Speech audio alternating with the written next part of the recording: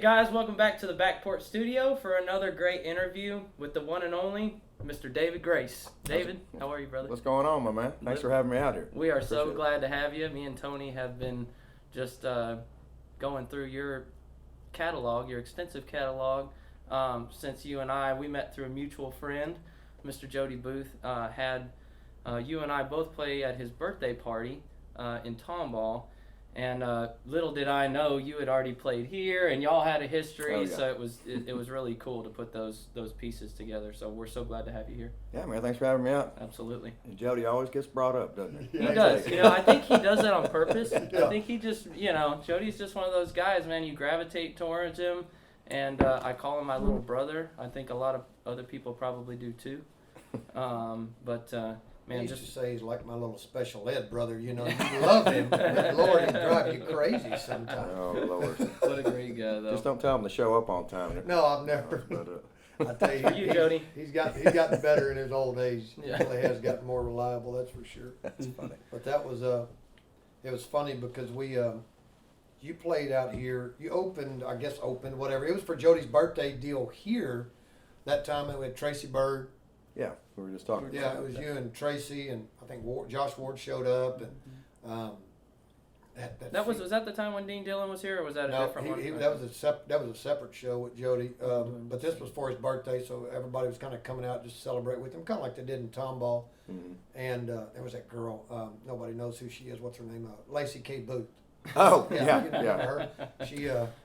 She sang a little bit that day. I think y'all may have sang together that day on We the probably song. did, yeah. I think so. Yeah, I've known Lacey since she was Yeah. bitty. And when we were going over to Tomball and looking down the list of who all was going to be playing at that show, he can tell you I was like, David Grace. And Jacob goes, is he good? I go, he's better than you. Oh, come on. He did. I was like, he's better than you. That was funny. Hey, it was a great. It's always great to hear that. I mean, as a musician, you love playing with people that are, that you aspire to be like. I mean, I said the same thing, man, when I was sitting in with you, and I heard you start, and I was like, oh, this guy got the groove over here. All right. Thank you. I appreciate that. Man, it was great. It really was a good time. That was fun. It's kind of crazy because we had a moment that night that you started playing a Mark Broussard song, and it happened to be one of my favorites, Lonely Night in Georgia.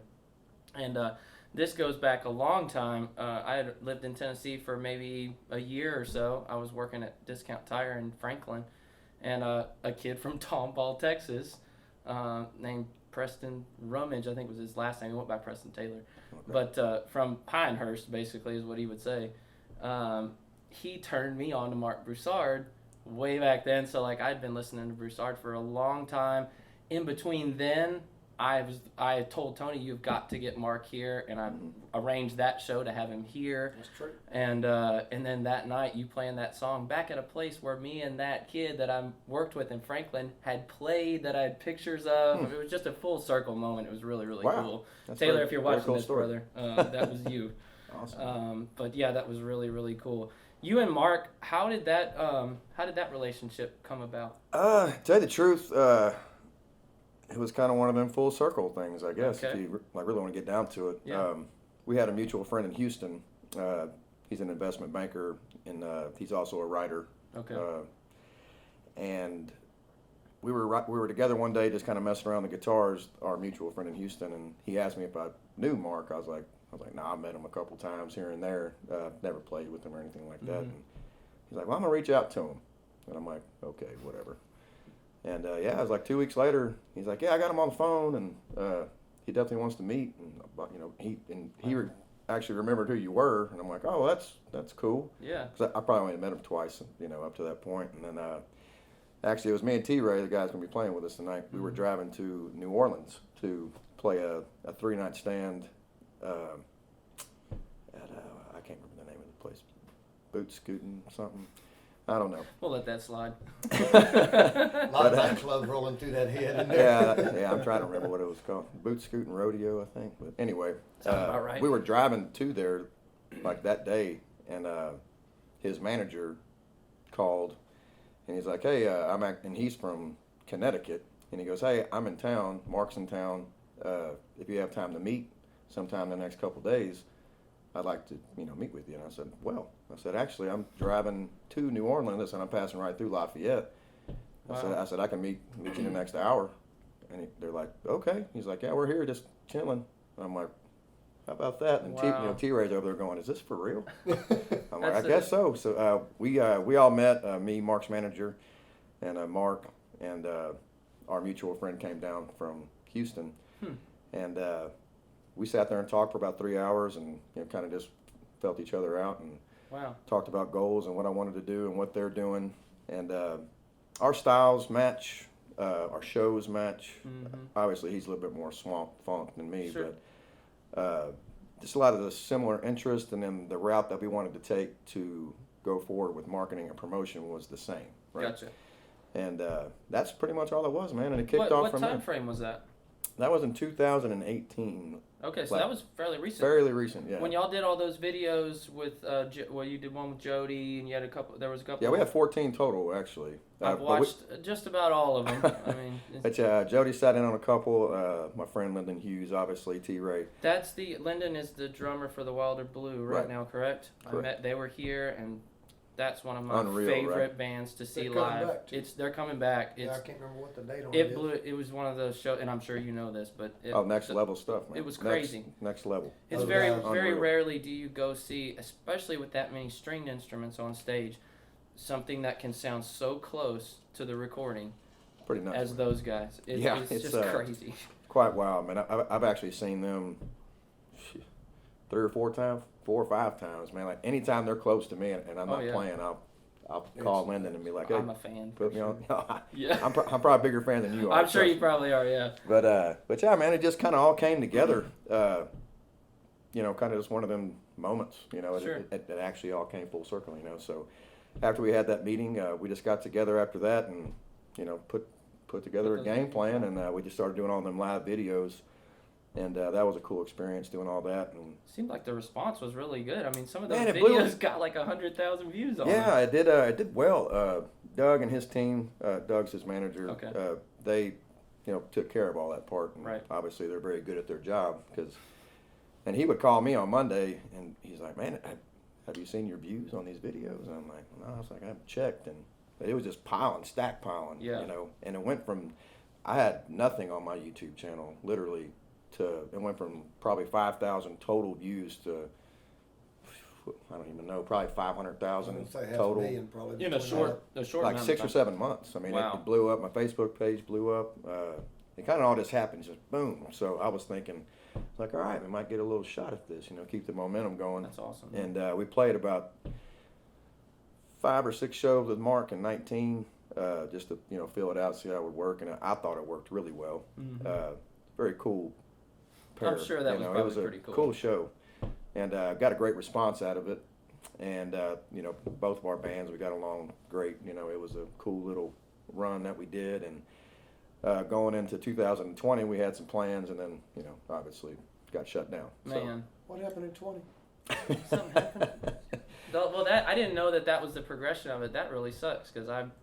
Yeah, it was definitely on the up, and we had the right money in the right spots, and we were gonna make a real run at it in 20. How did sitting at? I'm sorry, I didn't mean to interrupt. Go ahead. Well, and it's kind of a little bit side, but it's something that you really seem to know about the business. I guess what a lot of people don't realize out in just the regular world is that it doesn't always matter how well you can sing and how well you can play if you don't have the money behind you to promote and to market.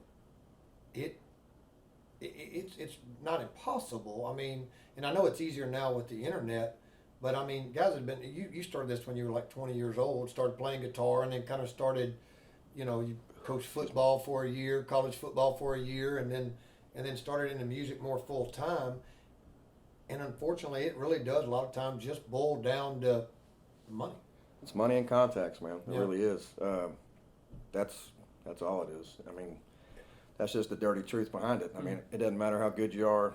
I mean, the internet definitely helps. I mean, you can put anything out there on YouTube, Facebook, Instagram, and if some cat comes across it that has some clout in the industry, and but that's just the luck of the draw. It's like playing the damn lottery, Right. So, but that's really all it is, man. It's once you have the money and have those contacts, then you have to back it up with your talent.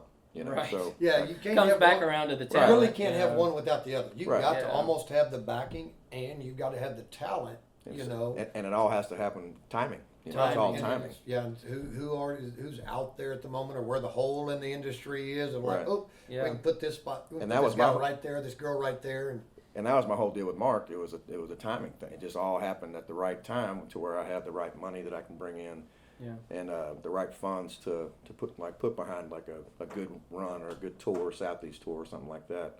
And it was right before. Oh, Man. that's horrible. like we were going on it like in April. Oh man. Like it was right before it happened, and I'm like, man. But you're back on But your it feet happened. now. You're playing music. You're getting back out there. I mean, do you guys have plans to try to get that back going, or is that? As soon as I get the funds back, right, for sure. Gotcha. Back then, I mean, obviously, the shutdown hit everybody. Well, yeah. Especially the guys I was Financially, working with big time. financially. And, now I'm just looking to, get my own money stirred up. And then, Sure. my first thing I'm going to do is another round of the videos. So I'm going to try to get 10 or 15 more of those live videos out. Yeah. And do that for next year. So pretty much Good. the rest of this year, I'm kind of just, picking and choosing shows, playing the right Sure. ones, and then just getting material together, to tell you the truth. maybe a live at the Kenny Store album. We Hey, could. That I'm would serious. be I, great. I saw like you had done like live at the Redneck Country Club and stuff like that. Right. That's something that we've always kind of talked about. I mean, We we really wanted to get and really to that wanted to point. kind of go into that. Right. How much more complicated is it to do it when you're doing that, when you're trying to record an album? I mean, does it add more to you? I mean, as far as how much more is it from the artist standpoint? Does that make a difference, or is it somebody else kind of dealing? Is that the venues kind of dealing with that, and you're still just doing your deal, or The video or the just the whole aspect of it of making the album? I mean, I guess what I'm asking is, when you're doing a live album, is that something that you basically have to do, or is that something to where the venue comes in and says, "Hey, we want to do"? Oh no, that's a team effort Okay. by everybody. But I would say live record, as far as production wise, the artist is going to bring in who they're comfortable with recording. Okay. So I would say that part. But obviously, if y'all have a good sound system, it really just comes down to your engineer you have. Right. So, Yeah. and then microphone placement and all that. Sure. But I haven't. But the one I did, it was just me and T-Ray, so that was kind of an easy one. But it was cool over there at the Redneck Country Club. Really, doing a live album or a live YouTube videos, I mean, you just got to be confident in yourself as an artist that you can knock it out in one or two takes. One you or know. two takes, Get it yeah. done. And that's actually a funny story, because Doug, Mark's manager, he'd never heard of me before. And we got into, because I saw Mark doing these live videos at the studio, Dockside Studio. And I'm like, man, I can do that, I can knock them out in one or two takes. Yeah. And that got brought up, and he's looking at me going, all right, so these are live videos. He goes, it's like one or two takes. I'm like, yes, I can do that, no problem. And he's like, okay, whatever. So, we set it up, and, Mark was there for a little bit of it, and we knocked all those out, one, two takes, man. Our second round, well, the first round, that was a little nerve-wracking because I really didn't know how it went. I've never done live YouTube videos. And you're so. talking 3-4 part harmonies. I mean, Yeah, it's- and we didn't even practice. oh my God. I mean, like we ran through stuff, Sure, but I mean, of it's like course. working with guys at that talent level. It's like Yeah. everybody kind of knows what they do, When you click, you get a feel. and that's what it is. We just all of us that work together, man. We just clicked, and Yeah. we'd run through it a couple times, and I got a couple more funny stories, but we ain't gonna go there. Where, But, where do you think that confidence comes from? Because I feel it. You just exude confidence. I mean, it's not cocky. It's Right. just your talent. Is it from just doing it so long, or is it something from your coaching days? I mean, Tell you the truth, I mean, I've always had it. I guess is Yeah. whatever I've done, I've always tried to be good at it. I prepare myself to do well. You Sure. know? I mean, and How many hours a day you think you spend working on your craft? On an average, not every day. well, I mean, back when I was at it hard, I mean, it'd be just throughout the day. Just if I'm feeling something or hear something or anything like that, I'll go sit down and pick for a little bit. But lately, it's just I'm working more on the money side, so I'm not Right. practicing as much as I need to be. But it's just a process. Everybody has their own process with stuff, Sure. But I think I mean, to me, the first 10 years of my career. So I started in May of 2008. So the first probably 9-10 years, I was just I played 7 nights a week, because I wanted to get better. You were doing cover shows at that time. Pretty much, yeah, like the 3-hour shows, 4-hour Right. shows, 7 nights a week, but I'm singing every song. So Right. I'm singing 40 songs a night. Yeah. So Throw in a few originals if you can. Oh no, I mean I did whatever I wanted. It's just I played for 3 that or 4 amount of hours, time. I gotcha. And I think really the confidence just came from being in front of people all the time, like always playing in front of people, and then obviously people come to you and compliment you and all that Of stuff, course. and that gives you confidence. So it just got to the point where and plus T-Ray, he got on with me around 2011, and him and I just clicked like that. And once I got him, that built my confidence more. Sure. Because we just clicked so hard. So I don't know, man. It's just just doing it. And as far as the confidence part of it, I guess it's just a part of me. I don't know. It's okay. Some people are I'm not like gonna that. I'm not gonna be confident in something I'm not good at. I guess. Sure. Right. I'll give it a try, but Of course. Yeah. No, I get that. You talked about playing 7 nights a week. I think I'd read somewhere that you basically blew your voice out after trying to do that. Not blew it out completely, but I mean at that point you were putting so much strain on your voice that you kind of had to just step back and I can't remember where I read that at. You did an interview with somebody, and you were just saying that between all the ups and downs, and I guess your big thing was when Harvey came in, floated you in. Do you remember this interview now where you did a written interview, and I can't remember who it was with, but I was reading that, and you were talking about Harvey, and you were like, man, I was wide open doing this, 4, 5, 6 days a week, and it just got to where I just had to step back for a minute and start rethinking on what I wanted to do. I want to be a solo artist. Do I want to be a cover act? The cover act is basically destroying your body because you just can't sing 30 hours a week in smoke-filled bars and everything like that and expect it to just be like a brand new car. I will say that. I mean, as far as the singing part, like my voice would get tired. I don't know where that comes from, but like my voice, it's just. Of course, it would hurt, be sore, but I actually always took care of my voice very, very hardcore.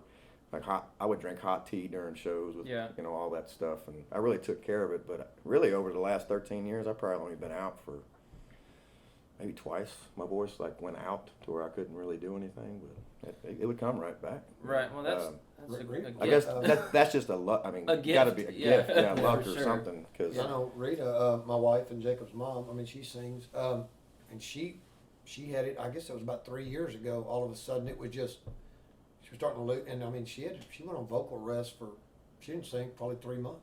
And just all of that. So right. So I know. I mean, because it's like any other muscle. I mean, it's like any other athlete. Oh yeah, you just got to give it a you That's got very to give true. it some downtime Absolutely. without giving too much for it. You lose the muscle. Right. I was doing a little bit of research today, and I knew you were on The Voice, but I did not know that the specific song that you sang was not your choice. No. Well, it's funny. I was on Star Search in my freshman year of high school. I think it was the last year they did it. And when I got back, that was the one thing everybody said to me, why did you pick that song? And I'm like, you don't understand. You don't pick it. You give them a pile of songs that you'd like, or this is how it worked for me. I gave them a pile of songs that I knew I could sing, and they went through and were like, no, none of these work. Here's the one you're going to do, or, we like this one. So it was, with you being on The Voice and being able to understand that, it was a similar story that we had that was pretty cool. But during that time, you commented on the musicians that were on that show, how good they were. Wild. Man. I mean, was that experience had to be so crazy? It's hard to even explain. I mean, they have to learn like 400 songs or something. Good. Right. You got to be like good enough to be on television. Golly, man. Like you'd walk in there. I remember our rehearsal for that damn song. Which song was it? Sweet Home Alabama. That gave my soul singing ass. Of Sweet all Sweet that, Home Alabama. Sweet Home Yes. Alabama. Well, they You gave did a fine job. They gave him what was it? I did what I could. You did the best you could with the song. I mean, What was yours? Like a Good Cowboy. Like a Good Cowboy. Lone Star. Lone Star. It was off like one of their first albums. Which you had never heard. Oh, I mean, I maybe had heard it once. I mean, Right. I think that was like a backup to a backup to a backup. Like, this is, I mean, maybe this one will work, Right. but golly. I don't even think I put that on my list. Yeah. I'm like, I ain't no Southern rocker. Right. Right. I mean, I looked like one back then, but yeah, it was a cool experience. Only 2 rehearsals with the band? I think it was 2. Yeah. Maybe 2. I don't know. But Crazy. I know I remember the first time because I walked in and they're like, what key you doing in? And I was like, well, I tune a half step down. And they're like, okay. And everybody just went a half step down. And they're like, this key? I'm like, yeah. It was like the easiest thing I ever did. I went through it one time. And I'm like, I'm good if y'all are good. Right. You know? They're like, yeah, good job. I'm like, well, see y'all later. That's all that was. And I even put my own spin on it. You know, like I changed it up. And they so, got the nuances just in man, that. they just, you know, I told them my ideas, and actually I ended up the drummer. We had an acquaintance or mutual friend, Nice. Ken Tondre. You probably know who he is, huh? I'm not familiar, but Ken Tondre played with Fowler for 10 years, and he Okay. produced my very first record I did. Okay.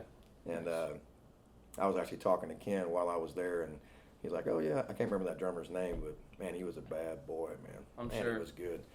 But it was just cool to see how fast these guys worked. I mean, and this is a 6-7 piece band, you know, and that's what I'm saying. I mean, it's how do you- wild. Like I was blown away. I was like, "Damn, y'all got Any style, any anything. genre, It don't matter what it was. whatever R&B, key, obviously whatever key you want. I anything. You mean, just call it out, and they just like that." How many musicians they got on staff? Because, I mean, you see, I mean, everything. it's probably just those same 6. Yeah, I it's mean, the they probably same- got some it's the fill-ins, same like but 6 or 7. I mean, that I noticed. I didn't see too like as the contestants. We didn't see too much of Right. like that part of it, you know, because we had to be not seen or whatever. Right. We can't Right. know anybody or talk to anybody. So that's But, there was another part of that I thought was interesting that people don't necessarily know is that they bring extra people in case you don't make it. You know, you might go. It was the day of the show. There were 3 people in the van, and we thought we all 3 were going, or you know, Mhm. we didn't know what was going on. I was like 13 or 14 at the time, and they go, "All right, you're up." They pull one person out of the van. They're like, "You guys are the alternates this week if she doesn't, you know, make it or whatever." So they flew me back home, and everyone thought that I had lied because they announced it on the freaking thing Radio, at school. at They're school. like, oh, Lord. "Jacob Boyd is going to be on Star Search this Friday." I go up there, and they choose me as the alternate the first time. So I come back. Yeah, and going into it, they tell you, you know, it's like, the first week we're going to bring you out just in case, Yeah. Yeah. you know, you're slotted to go on this week, but just in case something happens, somebody gets sick, you know, we got to have somebody to put on TV. So Right. you go through the thing the whole week as if you're going to be on TV, and then at the last minute they're like, "How you feeling, sweetie?" She's like, "I feel good." "Okay, you just stay in the van. We're flying y'all back, and you got to be It's the back in same- 2 same days. exact Just do thing. it all Crazy. over again." It was crazy. Crazy. Big time. That's exactly experience. how it went too. So they didn't change from No. whenever I went to That them. formula, apparently. Yeah, but I really felt like it was a good experience for me, and I'm sure you do too. But being that young and being able to go to LA and see that Right. part of the country that that they paid for, Right, it yeah. was a great experience. So I agree. It was an experience. I will say that. It was, definitely, and I met a lot of very cool people that I still talk to today. Really? Actually. So that's really cool. it was a very cool experience, man.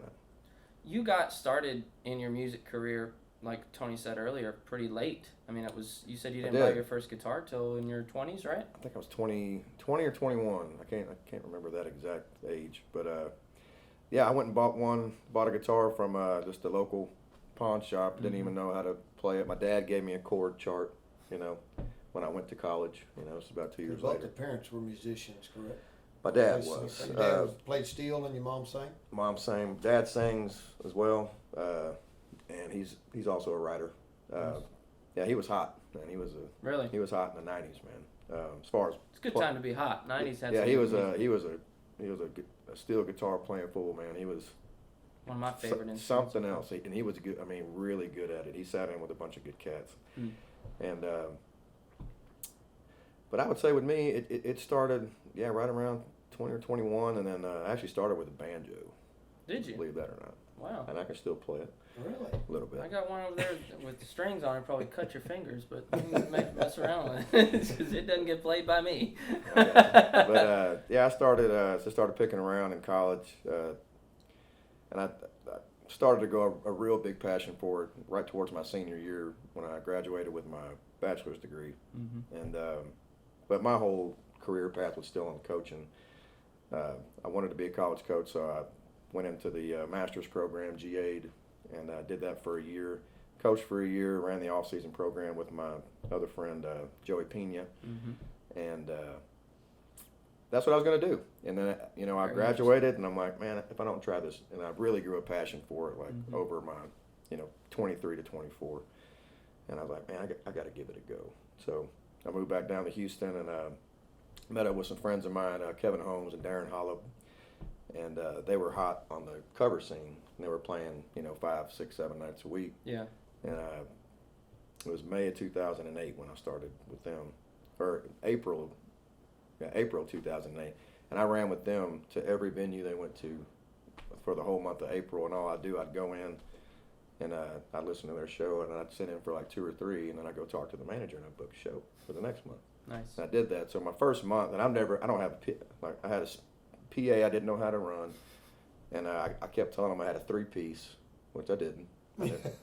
And I'm quoting them these prices. It's pretty much just what they charge, Right. And I ended up booking, I think, like 25 dates for May. And it was like coming up on May, and I'm like, well, I need to find these other two players. Yeah. And learn how to run this PA. You know? Fake it till you make it. I did that. I love that strategy. So that's how I did it. And that first month, man, it ran me ragged, but I loved it. And I fell in love with the whole game. Nice. And, that's what I've been doing ever since. And I did that whole, 5 to 7 nights a week. I did that for a long time, probably 8 years, 8, 9 years. Yeah. And then right towards 15, 16, I really started turning on the, let's start doing your own show type thing. Yeah. Instead of, just a paycheck type deal. Sure. And, it started turning from there. And then I pretty much stopped playing local altogether right before Harvey hit. Okay. And I was really focusing on getting on like a tour or right. something different than what I was doing. Putting that production together. At that point, prior to Harvey, I mean, you were at the point where you weren't rich by any means, but you were financially stable. All the bills were getting paid. You were playing. It was you were great. able to turn down stuff if it wasn't the right money, and you were able to do that. And then that's Harvey hits. Yeah, then Harvey hit, and that just changed a lot. Like I lost everything. So that was a tough time. Yeah. And it is what it is. It happened, and yeah. I went through some things, and like my whole deal was, I lost everything I had. Like I had $50,000 worth of equipment. I just didn't know how to start over. I was like, because I also. So that was amps and guitars and stuff. You name it, it was gone. It's gone. Wow. Everything. Clothes. What part of Houston? Everything. It was in Dickinson, actually. Oh, in Dickinson, okay. That's actually where I live now. I actually don't live too far from where my house flooded last time. Oh man. But that's a 100-year storm, man. So right. It happened. But that was the worst area was where my house was, like in the whole damn storm. But well. But it happened, and I got a great song out of it. I'll tell you that. That's what I was just gonna ask. Was did you get some good material out of it? Man, I wrote one one good one. About 4 or 5 months after that. Good. And what's the name of the track? I Lose. I Lose. So and it's we'll make sure everybody checks that out. Yeah, that's off the current record that came out. Good. The David Grace project? The David Grace project, yeah. Cool. Where did y'all record that at? That was recorded at Stormy Cooper Media. Okay. So I went up there, and then Lyndon Hughes actually produced it, or he did most of producing. Gotcha. But we sat there and kind of chopped it up ourselves and did all the harmonies and everything. Sounds like just based on I've heard his name come up in several different conversations, and it's always been that he's just this musical. Man, he's just got this special thing. So I would definitely understand why you would have him on your project. It was a good thing. Actually, another mutual friend of ours, well, y'all know who she is, Bree Bagwell. Yeah. She called me one day years ago, and she's like, "You have to meet Lyndon Hughes. Like y'all would just mesh and come up with something great, And it took a couple years, but finally got with him and asked him if he wanted to do the record, and he's like, "Yeah, man." And it was just an easy process of me and him because our vocals match so well together, and he just gets what I'm doing, I get what he's doing, and like I said, it's just we clicked, man. And chemistry, yeah. It was just easy, That's good. So it just came around, and we're both on the groove R&B type thing, right? So it just worked out really well, man. Well, the videos all turned out really well that y'all did together, and the album sounds excellent. I can't. I would look good on you is my favorite, just because that's the first one that you did last. That was the first dirty thing. to me? Yeah, it's hard, man. That was your opening song in Tomball, and as soon as I heard you open your mouth, I was like, man, this is a special voice you don't run across very often. So I'm honored and really excited to play with you man, tonight. Thanks a lot. I appreciate it. I know Tony and everybody here is looking forward to it too. But did you have anything else for him? I know. You got anything you want to promote? Anything you got? I mean, what's I really don't have anything going on right now. just this big show at Kenny's store? Just a Yeah, big that's show okay. at Kenny's store. I got a pretty good one on Saturday in Hyco, Texas. Do you have any idea where that's at? I do not. It's a small town west of Waco. We understand small towns. Yeah. Yeah. Is like it. that's with Jody, right? Yeah, it's me, Jody, and T-Ray. Yeah, Jody always Cool. comes up, right? He does, man. He does. It's kind of funny, because Jody's he's so traditional country, Right. and me, I'm not. People are always just wanting us together. I don't know. That's Good the thing music. that I'm. I think it's cool though. Yeah, I I think mean, it's really cool. 'cause- I'm really stoked about but Jody, Jody Jacob. I mean,